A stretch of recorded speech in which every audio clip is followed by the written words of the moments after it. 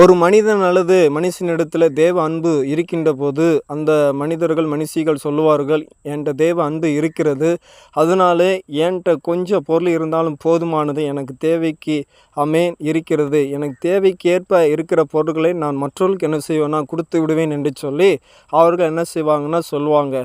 பரிசுத்த வேதாகமத்தில் நாம் பாவியாக இருக்கையில் தேவன் நம்மேல் வைத்த அன்பை விளங்க பண்ணினார் என்று சொல்லி சொல்லப்பட்டிருக்கு. அருமையான சகோதர சகோதரிகளே, நமக்கு உண்டானவைகளை விட்டு அடுத்தவர்களுக்கு உள்ள பொருளை அல்ல, நமக்கு உண்டானவைகளை விட்டு நாம் பிச்சை கொடுக்க வேண்டும், அப்பொழுது சகலமும் சுத்தமாக இருக்கு என்று சொல்லி ஆண்டவர் இயேசு கிறிஸ்து சொல்லியிருக்கிறார். நம்முடைய ஆவி ஆத்மா சரீரம் அவருக்குள்ளாக சுத்தமாக இருக்கணும், அவர் விரும்புகிறபடி இருக்க வேண்டும் என்று சொல்லி அவர் ஆசைப்படுகிறார். அந்த ஆசையை நாம் நிறைவேற்ற வேண்டும். அமேன். அதுவே மேலானது, அதுவே அற்புதமானதாக என்ன செய்தான். அது மட்டும் இல்லை, அவருடைய அன்பை நம்ம விட்டுவிடக்கூடாது. அந்த அன்பு தான் எல்லாவற்றுக்கும் மேலானது. ஆமேன். அப்படிப்பட்ட கிருபைகளை இந்த நாளிலே பெற்றுக்கொள்வோம். ஆமேன். ஆமேன்.